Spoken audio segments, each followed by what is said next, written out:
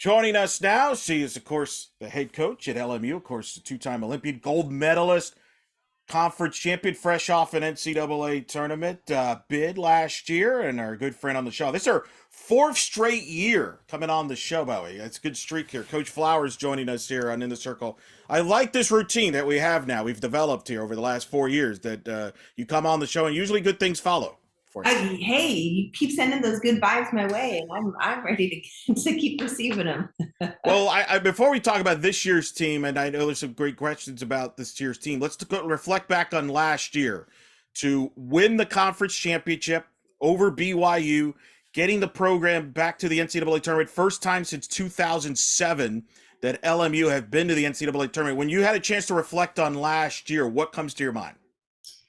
Wow. Well, just the players taking ownership and believing in themselves. And I think that, we had talent, but they really did a good job of buying into each other and empowering each other to just be their best selves. And, you talk about it, right? You reflect, but I don't know if you really have time to think about it because you're back on the road recruiting. You're still trying to build on relationships and then get ready for this year. But I would say when I look back, just a lot of great people that were surrounding us. I remember we spoke last year. You felt good about the team you had. It was just a matter of putting the pieces together and finding that chemistry. Was there a moment in the season or even before the season where you felt, hey, this is all clicking. We could be in for a special year? I think it's just kind of a mix, and when 56 games in a regular season, you have some highs and lows. And I think at the beginning, what we thought was our infield, it kind of rotated at the end, and everybody just was, hey, coach, just put me where you need me and let's make this thing happen. So really good things throughout. And I think that's why our team was able to believe, because they saw themselves against great opponents early on, execute, and they just carried it on to the regionals. What was that moment when you clinched the conference championship and you knew you were going to the NCAA? Because you had to go through a really good BYU team. You won that series with them, got you the tiebreaker. But, Santa Clara pushed you in the last weekend. Coach Carbonado and their team there. What was that like to have finally clinch that title? I don't know if stressful is the right word, but, going into BYU, I had never been there with the team. I'd never played there. I wasn't sure really what to expect from the facilities or the crowd or anything, but I will say that made me a little nervous when we took the series there, and to see our team celebrate.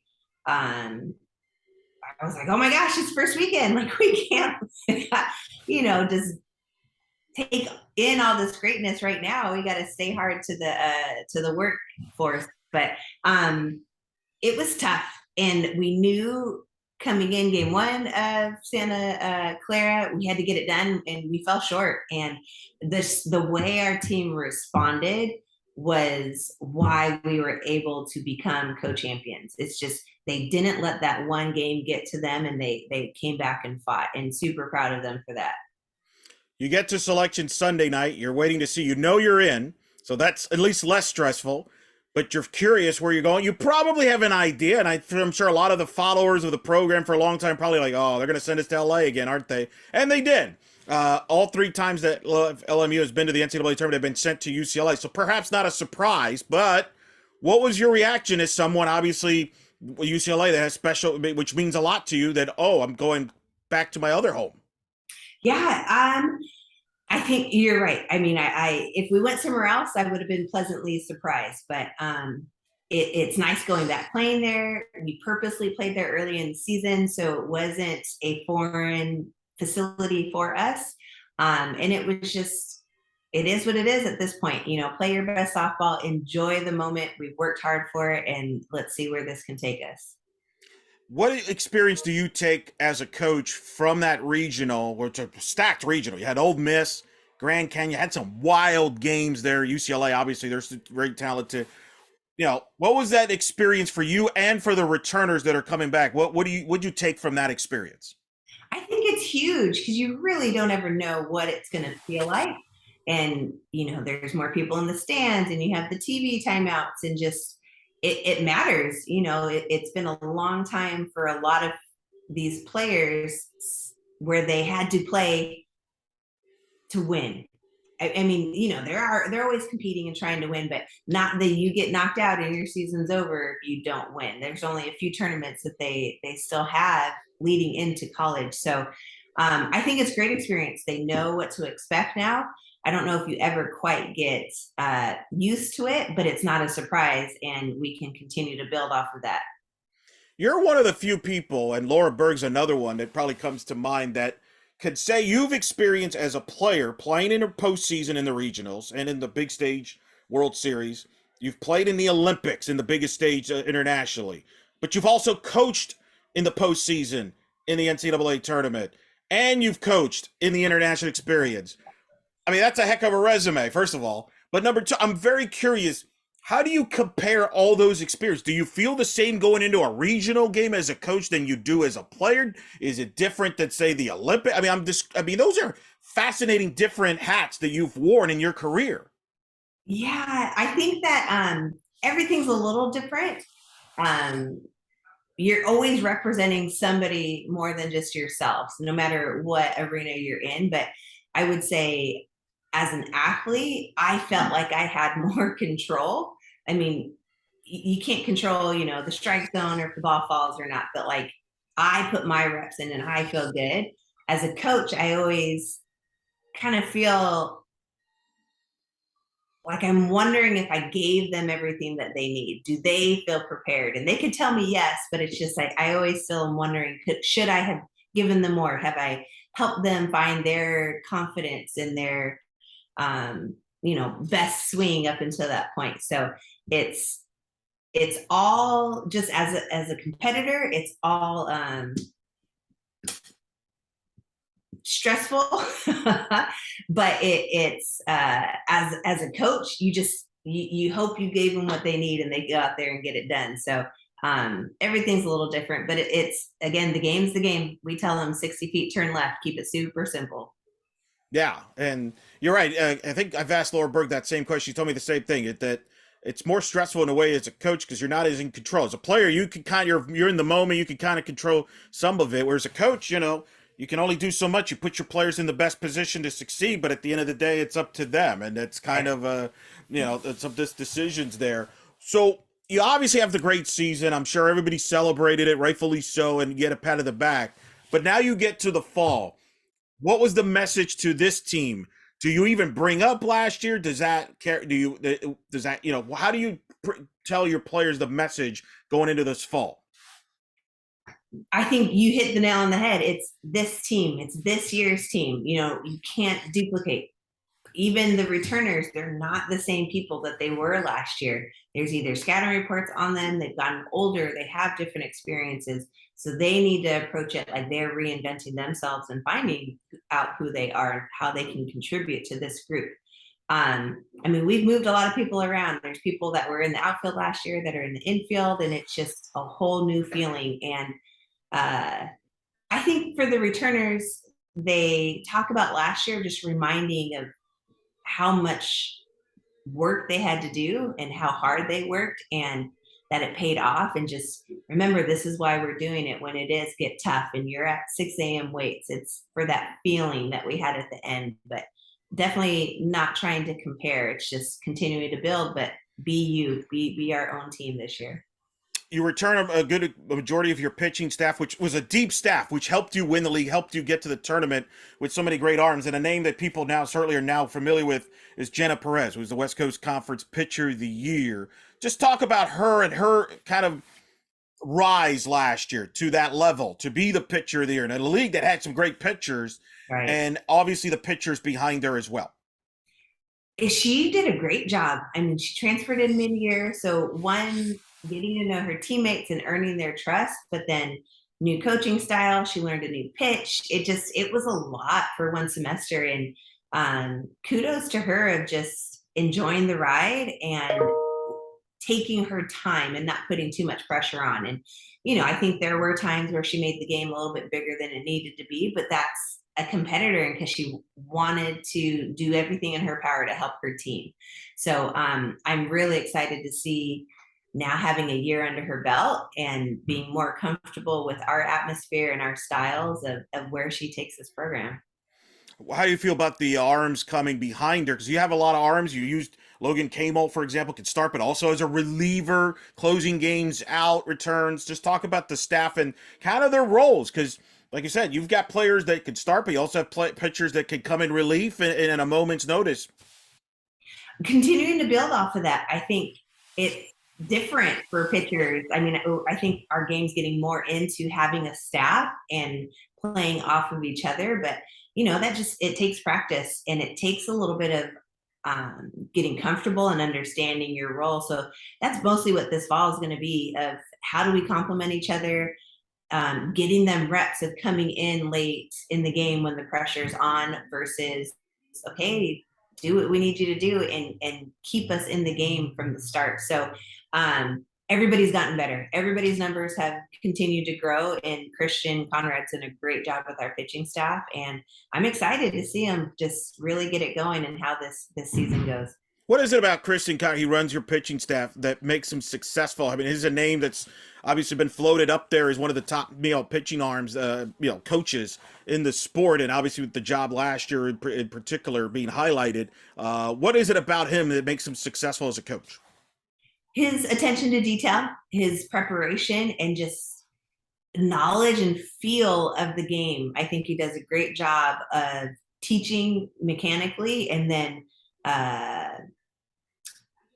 just kind of working the defense and working with the pitcher throughout the game and what we're trying to accomplish. So I think because he wasn't necessarily a strikeout pitcher when he threw, he understands of, we don't need that every time. If the pitchers get the strikeout, great, but how can we utilize our defense to our advantage? And he does a great job with that. He's someone, too, that kind of lives and breathes the sport. Like, I even spotted him this year at Birmingham, I think, for the World Championships, when Team USA won that over Japan. But he's a softball lifer. He kind of breathes it in, it feels like, year-round. Yes, he does. When I interviewed him, he had his charts and he was going through things for us. And I was blown away by his preparation. But, as we're talking and he's saying, wow, 3 a.m. and I said, whoa, I'm just letting you know, I'm not going to be up at 3 a.m. I got kids. I got to get up in the morning. But it's just, it's so fun to talk softball, talk shop with my staff because of their experience and their passion for this game. So, sometimes I think we might be enjoying ourselves more than the players, but we love what we do, and that's why we are finding some success. Offensively, you lose some pieces there that was very big, including a Georgia Blair, who was the West Coast Conference Player of the Year, who's on your staff, which we'll talk about in a little bit. So just how do you feel about your offense going in? Who are some of the leaders that you're going to lean on this year offensively? I think Jasmine and Sydney, they both as freshmen stepped up for us last year and were in the lineup consistently. So their voices, them being more comfortable, a year older, they've done a great job of setting the tone. And then, we have Morgan in center just holding it down. She's just a quiet thunder, and the girls love to follow her. So we're pretty consistent up the middle. So just trying to find those other pieces. And you're right, there's filling Georgia Blair's shoes. That's going to be a big task, but luckily we've got some good athletes coming in here. Well, and you mentioned Jasmine, for you had a freshman of the year. I mean, you had some young players that stepped up last year offensively, and part of the new faces last year with Georgia was a new face. Who are some new faces on this year's team that you think could make an immediate impact? We've got quite a few. Izzy Jangachian, she played for Marty Tyson's Corona Angels. She's kind of stepping in as like kind of the jokester. I think that was maybe a Megan Diedrich role last year, but strong kid, got some good pop. She catches, plays infield. Taylor Fitch came from the Northwest Bullets. She's been super impressive. Watching her field, she's just been super smooth, and she's someone that we thought maybe would just be more of the corners. Man, we are moving her all over. So again, having athleticism is key to us, because it's not you're not hand tied. We can kind of move people around and see and who's hitting and what is the best team, not just who's the best at that position. I want you to expand a little bit because I remember last year we talked about Georgia Blair, and you talked about how you were working with her as far as playing different positions because you wanted her to have versatility, to give you extra options, to keep her bat in the lineup, but also, kind of keep her active. And I thought that was fascinating because I had never thought of Georgia playing the different positions that she ended up playing for you. So as a coach, when you look at evaluate a player coming in, do you have in mind predetermined, hey, I think this player can play certain positions? Is that something that evolves? Take me through that strategy and as you evaluate a player and determining, hey, this player can handle playing multiple positions, maybe this player cannot. Yeah, it is. Sometimes it's hit or miss, just like regular recruiting. But when you think of what type of role someone will have coming in, because that was me, I didn't sit at one spot, and it was, what does the team need from me? How can I make us better? And I just want to be on the field, so I will do whatever you tell me to do, coach. So um, we look for people that have that mindset, and if they can only fulfill one spot, that's fine, but they have the motive, the team comes first and how can I help us out. But Georgia, hers was more of a maturity and knowledge of the game, so I knew we could move her around and her not panic, but also almost kind of cheat to where she needs to be because she is so savvy. We've got kids that are just they're fast, they're athletic. Jasmine, I think we could put her anywhere on the field just because she has that explosive movements.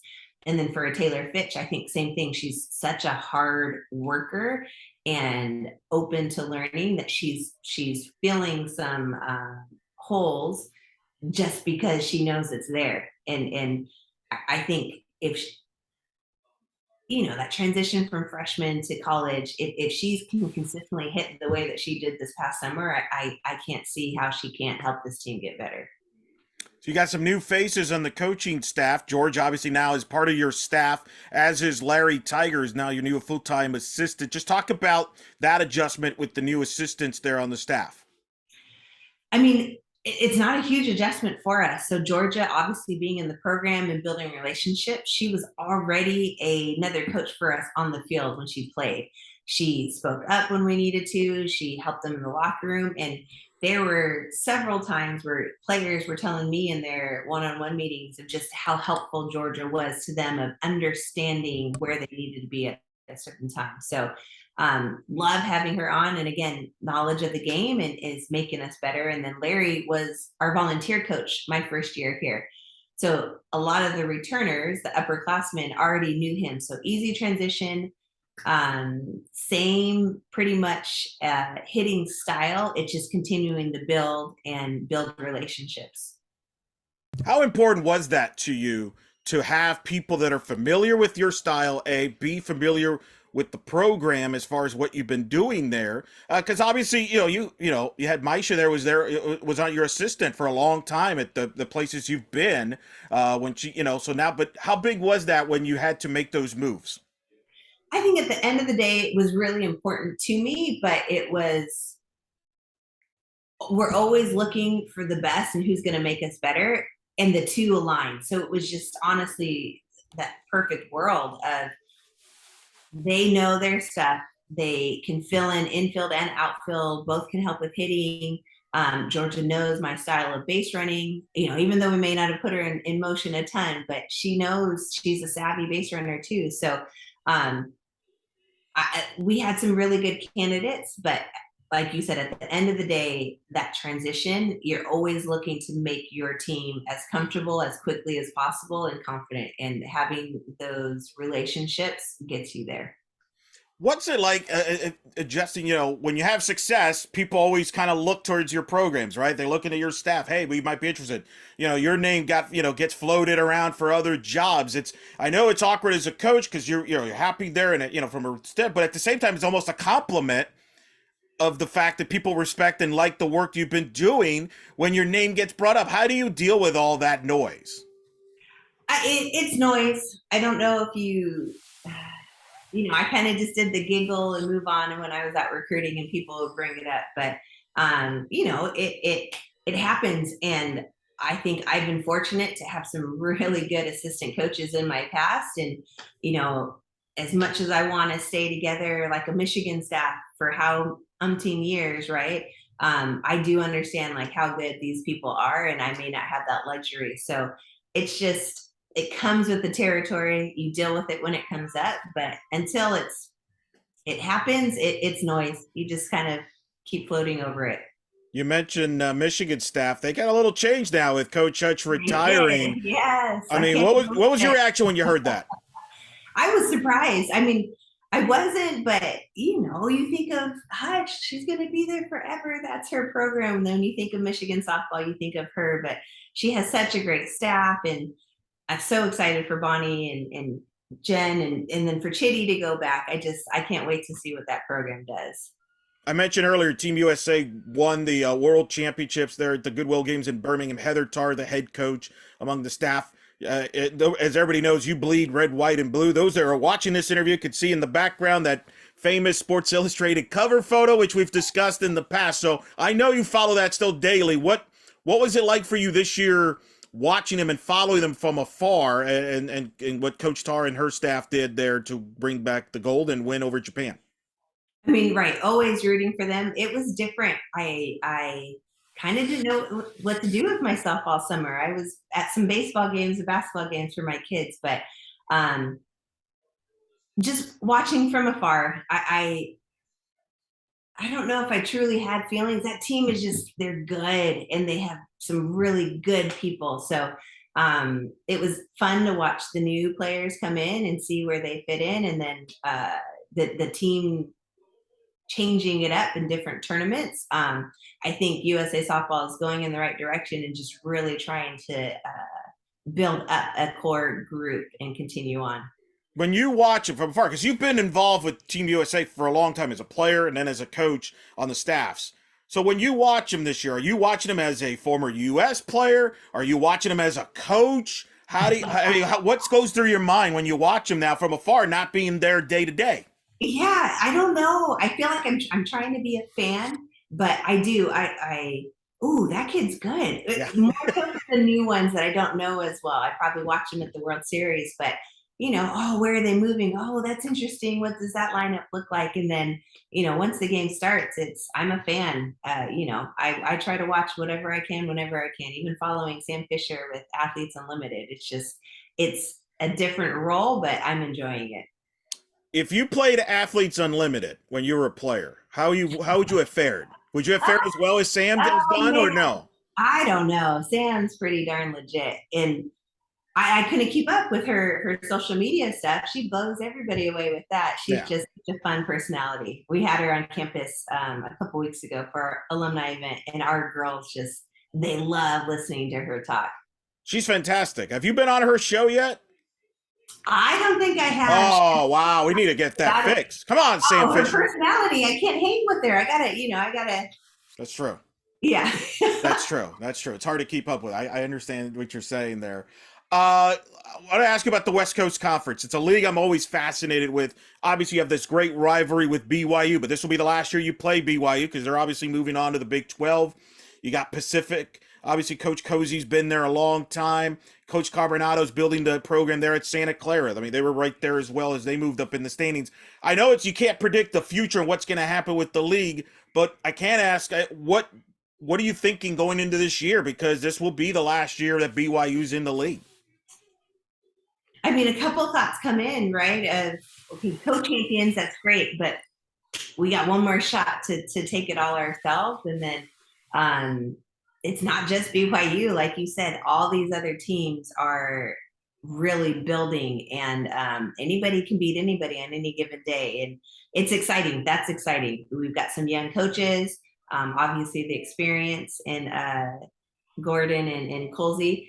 And, you know, Colsey and I talk about all the time how he was a coach in the USA program when I first started out. So it's fun. You know, when we have our head coaches Zooms, we all know each other on a different level and have that respect, but we all truly want this conference to continue to grow. And we're definitely moving in the right direction. So it's Right. You can't really predict. You can't take any weekends off. And it's such a small conference that it happens really quick, and you better be ready every single game.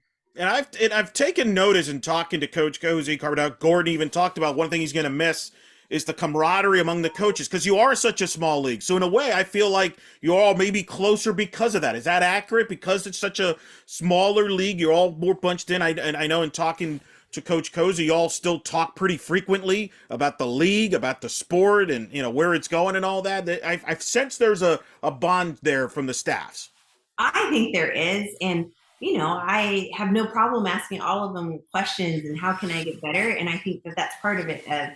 Yes, we're competitors, but we want our league to be the best that it can be. So um, there's no ego as far as I'm going to help you get better. How can we all help each other raise our games? And yes, being able to communicate and having a smaller group so everybody's voices are heard, I think it definitely adds some added value. And, we've got great leadership who initiate those conversations often. So it's easy to stay tied together. Couple last things before we let you go. It's postseason time in Major League Baseball. The LA Dodgers will be playing playoff games as we're talking. I don't remember. I'm trying to remember. Are you a Dodger fan? Have you gone to Dodger games, or will you go to Dodger games in the playoffs? Let's start with that.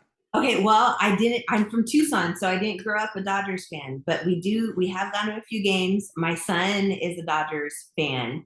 He's a Mookie Betts fan, and There you go. he's got all this stuff. So, um, I don't know at this point moving forward where we'll be with it, but we were fortunate. We got to go to the All-Star game. So I know we were loving it up in Dodger Stadium earlier. What's it like being in that stadium? It's pretty cool. I mean, just you've got diehard fans, so just the emotions, and it gets loud at times. It's definitely a fun atmosphere. Who'd you grow up a fan of in baseball?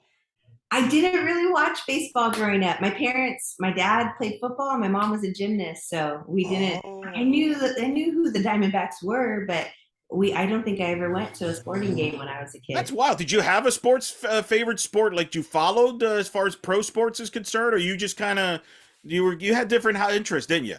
Yeah.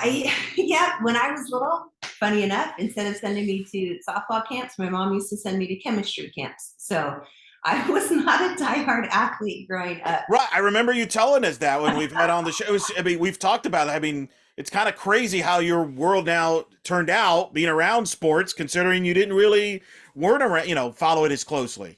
Yeah, yeah. I mean, we knew what happened at U of A just because small town. So I think that's kind of what I knew about sports. That was the extent of it. Yeah, it's certainly wild there. Have you gotten used to the fact that Mike Kendra is not coaching? Like, is that still strange to me? I No, mean, that's still, yeah. I Now that you said that, I gotta put that back in my head again.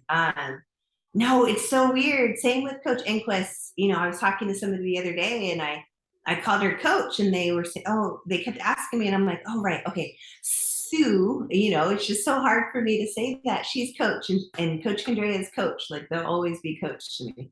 yeah, it's wild. And Kelly Anue Perez just got inducted into the UCF Hall of Fame, which you're a part of there. What was your, obviously, no surprise there, well earned by her, but what just describe there about her getting into the UCLA Hall of Fame, a place you know very well, not easy to get into, but you're part of that fraternity.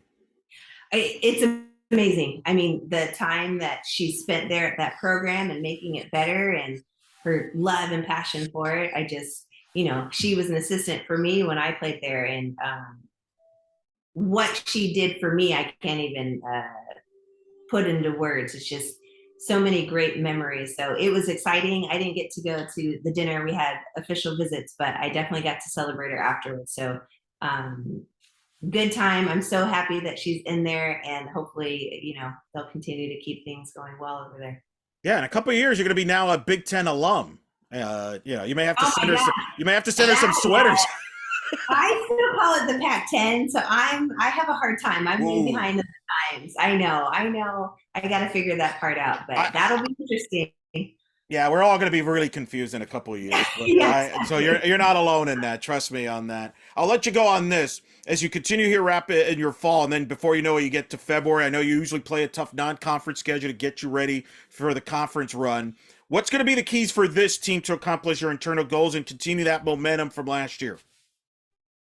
Um, I mean, our pitching staff is going to need to step up. That's exciting. Like you said, they're all returning, and we added one freshman. I think just getting comfortable being uncomfortable. I mean, we've moved people around, and we're in our first week of team practice, and I don't know if I could tell you who's going to play where. It's just that's exciting that we have so many options, but just really narrowing in on what that final lineup's going to be at the end of the day. So, it's just compete, figure out every day how can we get better and more confident, and play as a team.